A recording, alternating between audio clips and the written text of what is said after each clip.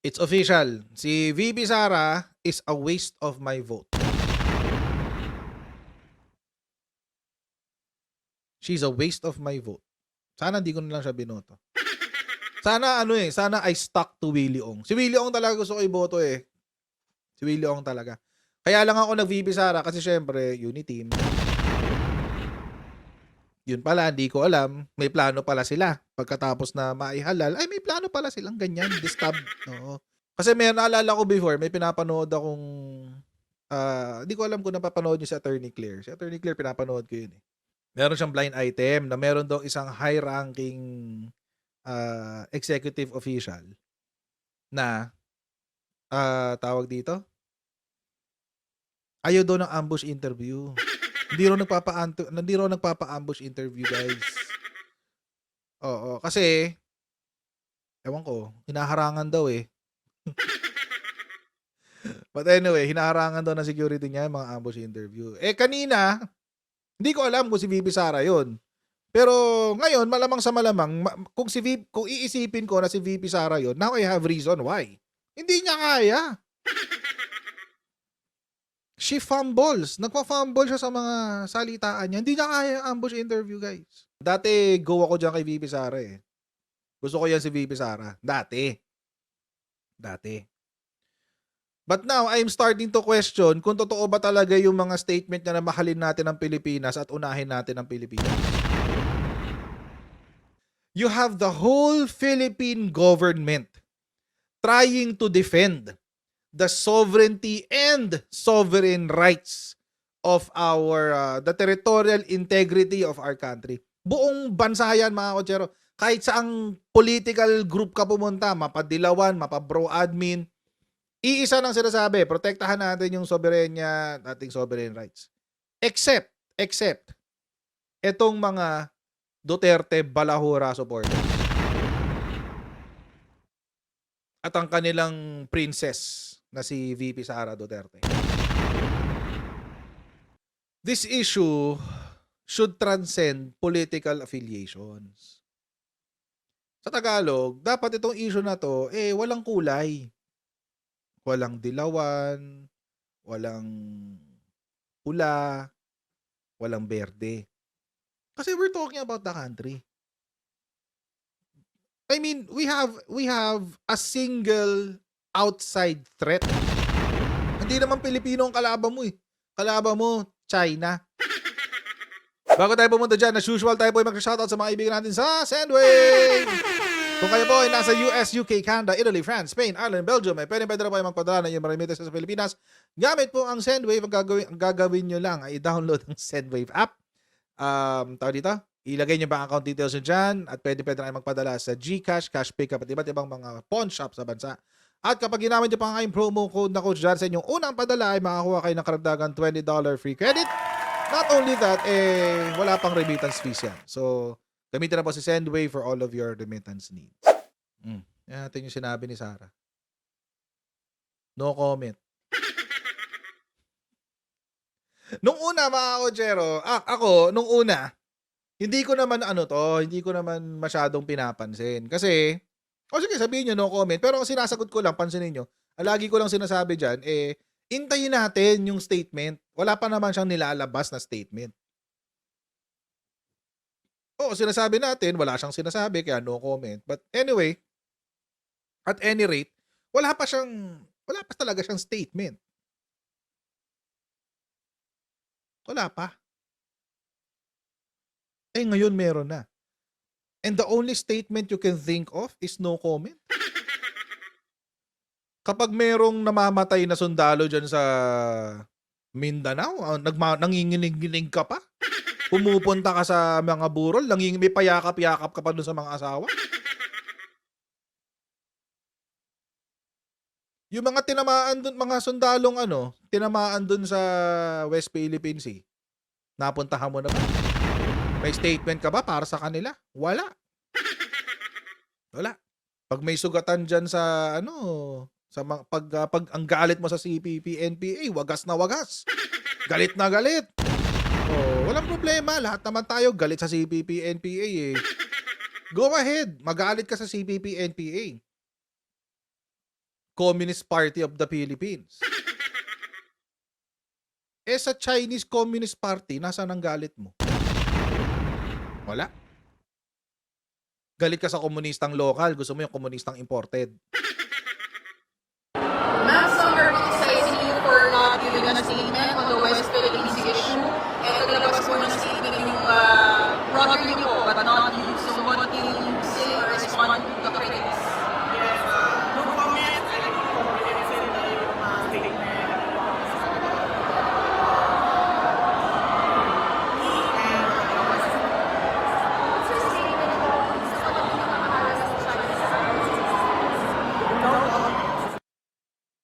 No comment daw, guys. No comment siya.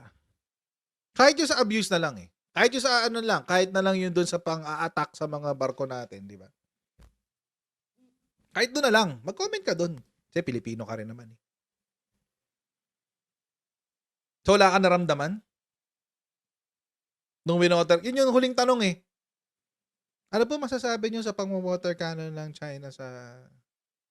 Dapat, alam nyo mga kotsero, as a politician and as a vice president, alam naman niya may interview siya eh. At alam niyang binabati ko siya dito. Tagal na. Alam na niya yan doon pa. Dapat mga kotsero, nakanta ka na ng script. Di ba? Kung ako si VP at ayokong masyadong madiin dyan sa issue na yan. Gagawa na ako ng script. Standard yon. Pag may nagtanong sa akin, ano po masasabi nyo sa nangyari sa sa West Philippines, sa nangyayari sa West Philippines Sea? According to this and this and this and this, whatever, etc., etc. But, di ba? Ganon. Pagawa ka ng script doon sa mga principal nyo sa China. Di ba, sister city nyo yung Davao? May sister city yan sa China, di ba? Yung Davao City.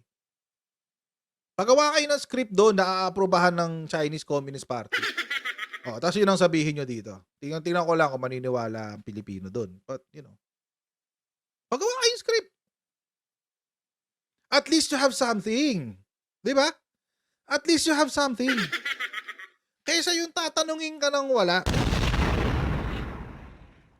Tatanungin ka ng ganitong tanong, tapos, ang sagot mo, no comment. Sa mga bagay nga na hindi tinatanong yung opinion mo, dami mong sinasabi. Example.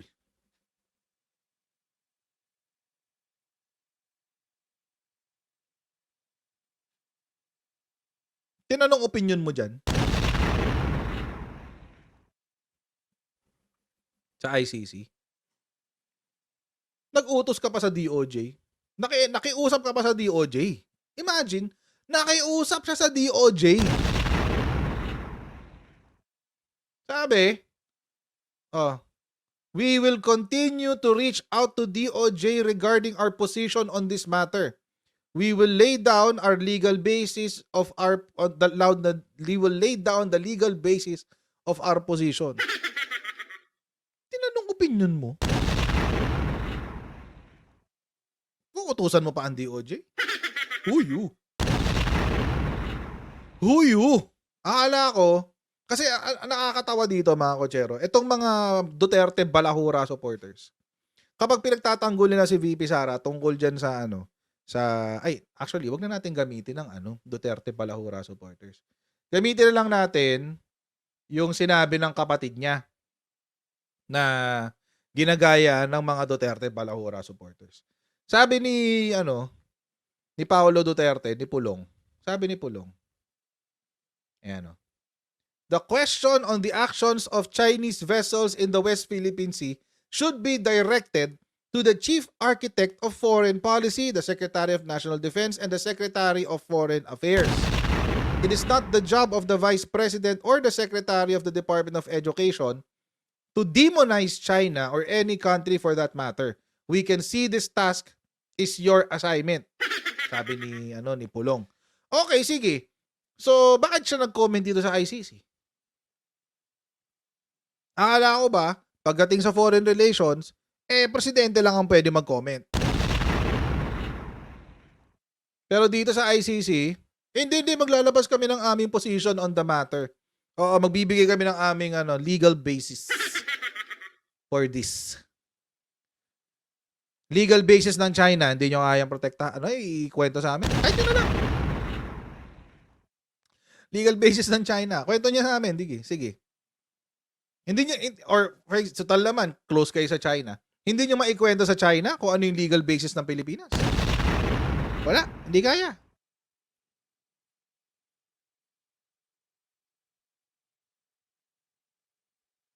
Makapili lang talaga. Ganun. Tapos dito sa West Philippines, ang sinagot mo, no comment. The statement of Congressman Paulo Duterte is enough. What? Ayaw mo talagang ikaw magsalita? Hindi mo kayang ikaw magsalita? Hindi mo kayang pagtanggulan sarili mo? That's interesting. Sa SMNI, tinanong ba opinion mo dito? Di rin. Hindi tinanong opinion mo dyan.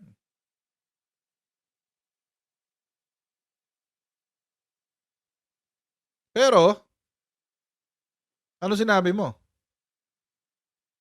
Wow, dilaw. Sakit sa mata. My God. Dito ako titingin sa kabila. Ako po ay nakikiisa sa panawagan ng pagpapairal ng batas at katarungan sa hinaharap na issue ni Pastor Apollo Kibuloy at ng Sunshine Media Network Incorporated. Wow, nakiisa ka, no? Tinanong ka. Mukhang why am I saying this? Kasi mukhang capable naman siyang gumawa ng statement kahit di siya tinatanong. Capable naman siyang magsalita about foreign policy kahit hindi siya tinatanong. Nanununtok ka nga ng court sheriff eh.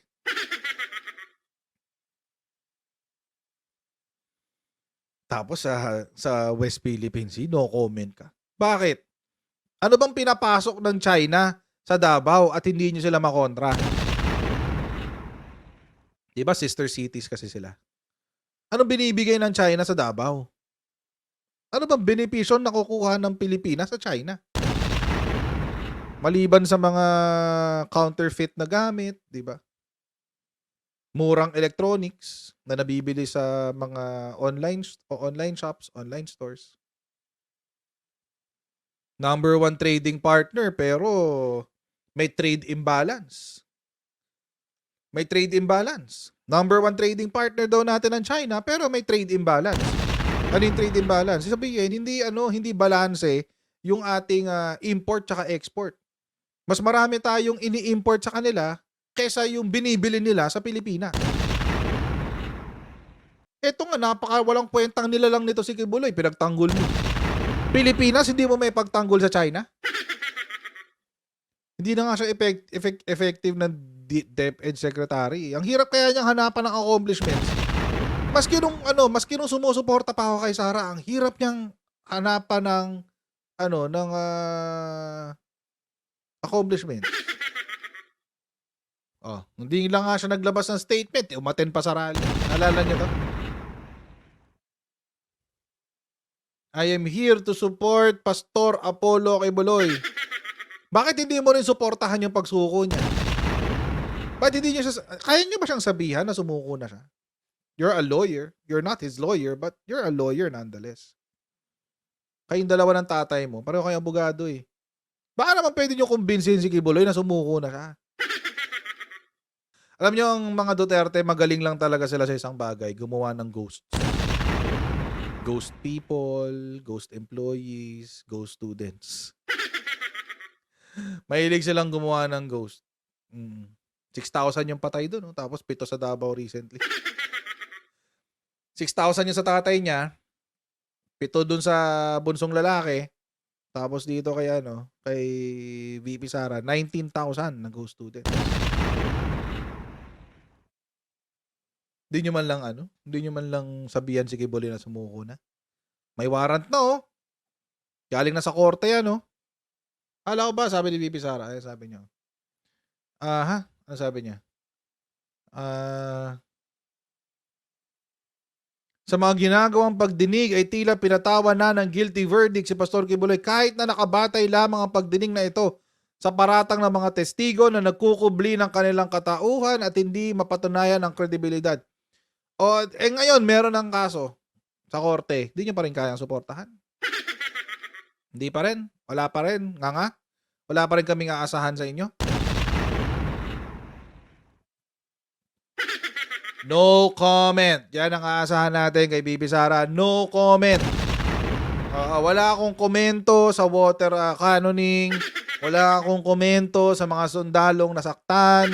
Wala akong komento sa mga mangingisda na nawawala ng kabuhayan. Wala akong komento sa aggression ng China sa Pilipinas. Wala akong comment. Tantanan nyo ako. Ganun.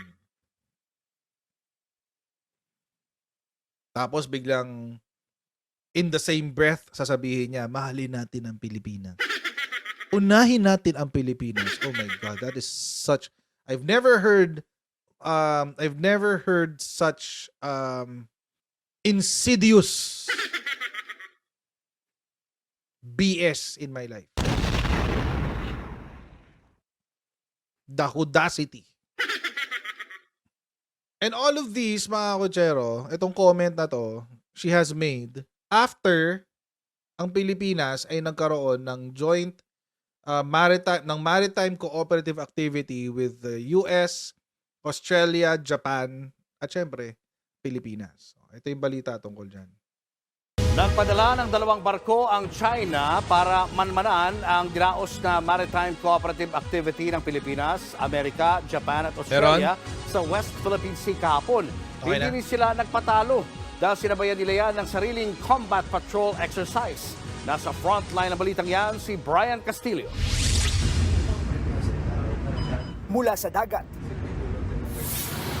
hanggang sa himpapawid, magkasamang nagsanay ang mga barkong pandigma at ilang air asset ng Pilipinas, Amerika, Japan at Australia sa idinaos nilang Multilateral Maritime Cooperative Activity sa West Philippine Sea nitong weekend.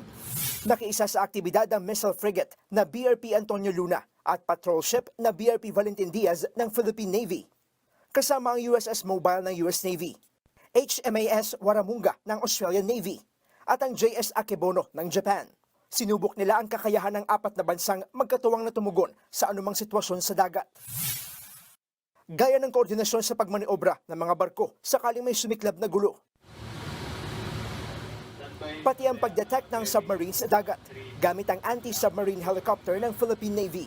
Yung anti-submarine na warfare drill is actually just sensing kung may mga presence na mga underwater vessels. No?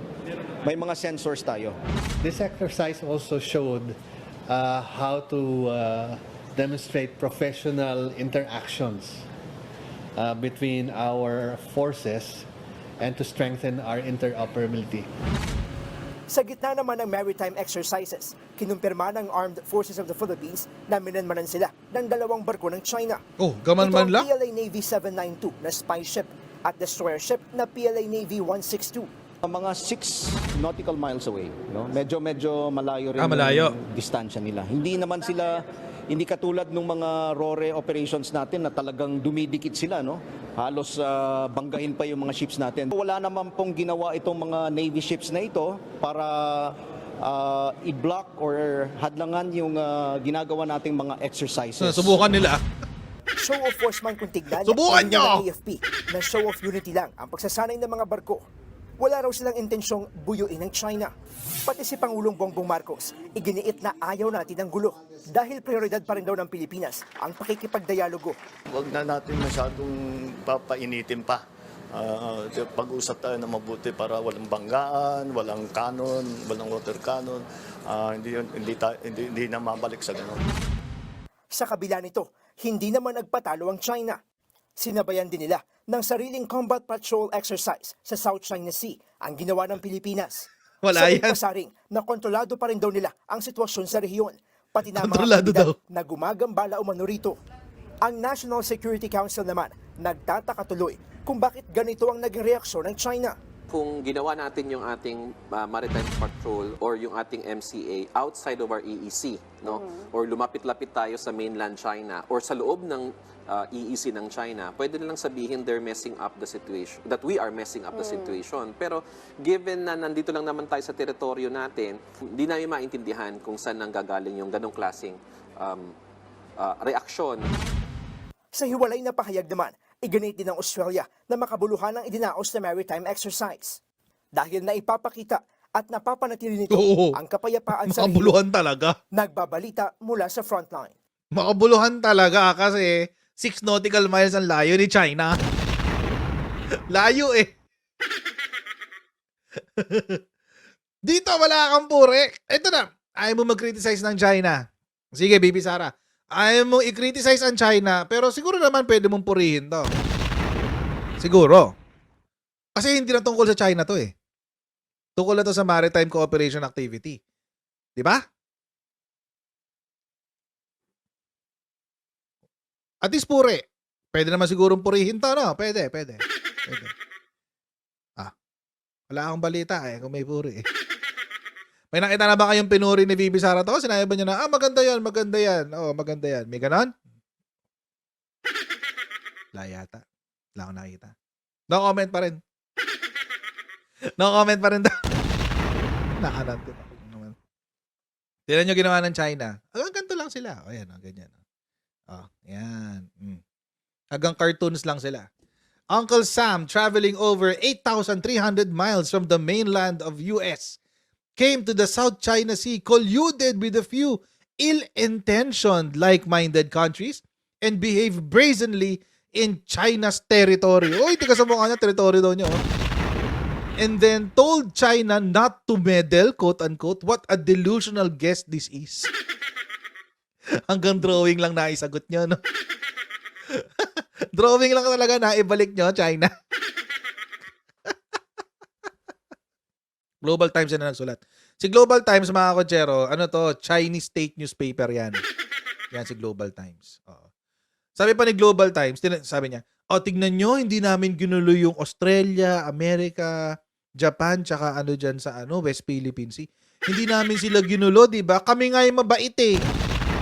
Kahit teritoryo namin yan, hindi namin sila ginulo. Ganon. Gaslighting.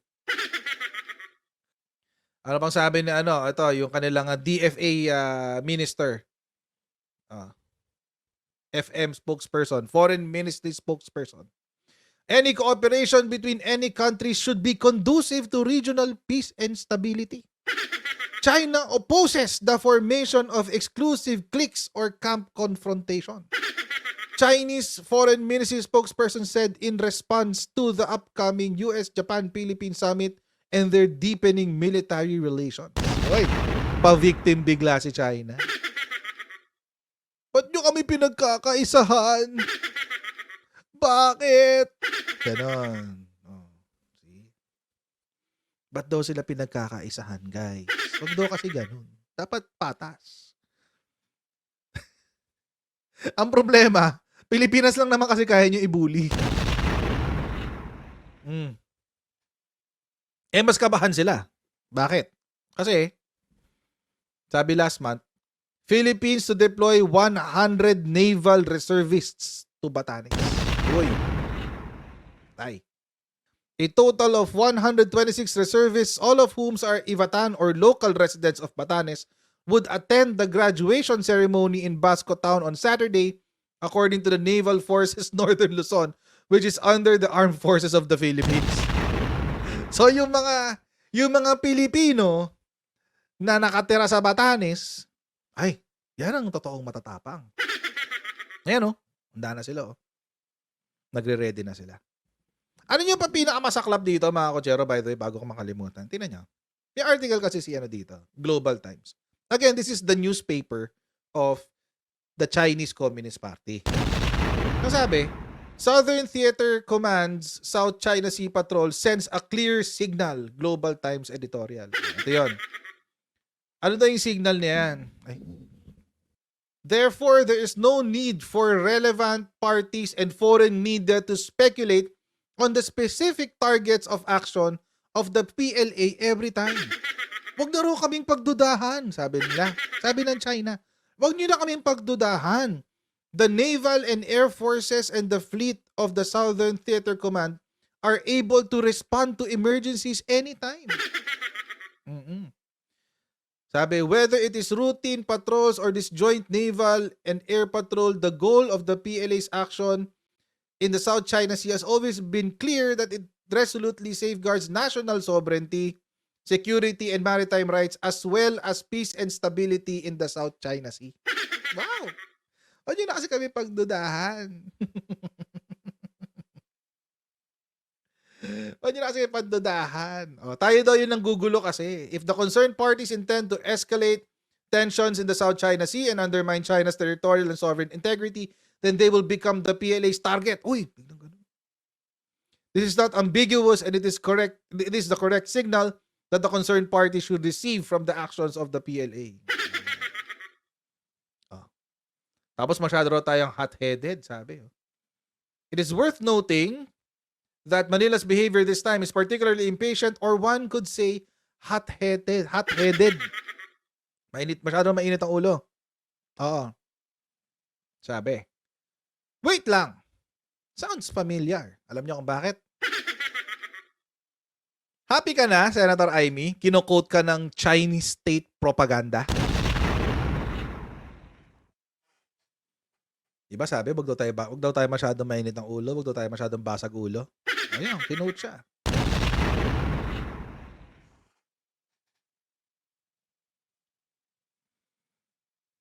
Happy ka na, Senator Amy. Napansin ka na ng China. Tuwan-tuwa sila sa loyalty mo sa kanila. Happy ka na, Senator Amy? Hindi ka na makaka-round 2, Senator Amy. Hindi ka na makakaulit. Last mo na yan. Kung umaasa ka pa ng second term mo bilang senador, forget it. Forget it. Huwag ka maniwala sa survey. Kahit number 5 ka sa survey, kahit number 10 ka sa survey, kahit number 11 or 12 ka sa survey, huwag ka maniwala. You will not get the vote of majority of Filipinos. Nakakaamoy na ako ng foreign interference. Feeling ko, makikialam ang China sa 2025 elections. Ano yung ebidensya niyan? The proof of that will be after the elections na. Pag majority ng nanalo sa 2025 elections na senador ay mga kaalyado ni Digong,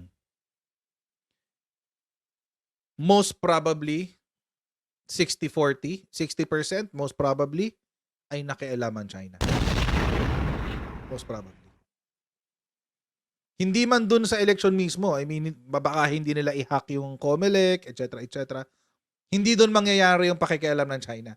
Mangyayari yung pangingialam ng China sa kampanya. Popondohan nila yung kampanya. At maglalabas sila ng napakaraming social media something-something. Mga pampasikat sa social media, magbabayad sila ng mga ads, etc., etc. Bakit? Kailangan meron silang majority na maipasok sa Senado. Para kapag merong anti-China measure na gagawin ng ating Senado, madali nilang mabablock sa Senate. Doon sila makikialam. Alam nyo mga kutsero, ang problema sa Pilipinas, uto-uto tayo sa social media. Totoo yan. Including myself. I'm not saying na na ibang tao lang. Pati ako minsan nauuto ako sa social media. Nakukuha sa mga clickbait title, di ba? Etc., etc. So, ayun. Abang-abang tayo ng mga pwedeng gawin ni Chinese Communist Party sa election. Huwag tayong pumunta dun sa sa hacking. Of course, there's that possibility. It may happen. But ako mga kutsero, mas concerned ako sa ginagagawin nila sa media. Sa social media at sa mainly social media because 90% of Filipinos are social media people. Social media savvy. So, ako mas kinakabahan ako doon kaysa doon sa pag-hack sa election. So, yun. Let's all be careful. Let's all be more mindful kung ano yung pinapaniwalaan natin sa social media. And I hope that I will be wrong. I hope I'll be wrong. Kasi if it happens, expect nyo na. For the next 3 years, ang gagawing effort nitong mga mananalo na to, na kampe ng China, will be to make sure PBBM is a lame duck president. Wala siyang measure na maisusulong, wala siyang mga tawag dito, wala siyang mga batas na wala siyang mga panukalang batas na maipupush, etc. Because you have the majority of the Senate under the control of the Duterte camp or Duterte ex-China camp. So, let's hope it will not happen. Sana mali ako. Sana. Bira ako magsalita ng ganun na sana ako yung mali. Pero, so mga kutsara, maraming pong salamat sa inyong patuloy pag-support sa ating channel. Huwag niyo pong kalimutan mag-like, share, and subscribe sa ating Coach Jared YouTube channel at sa ating Facebook page. Paki-follow tayo dyan. And I'll see all of you tomorrow sa ating next Coach Jared Live. Bye everyone. See you tomorrow. Bye.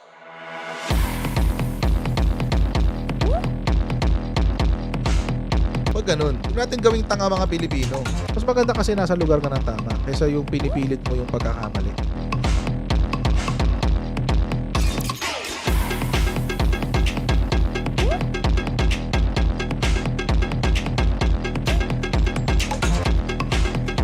Are they willing to go that far? Hindi makakalimutan ng Pilipino yan hanggat di nasasagot niya.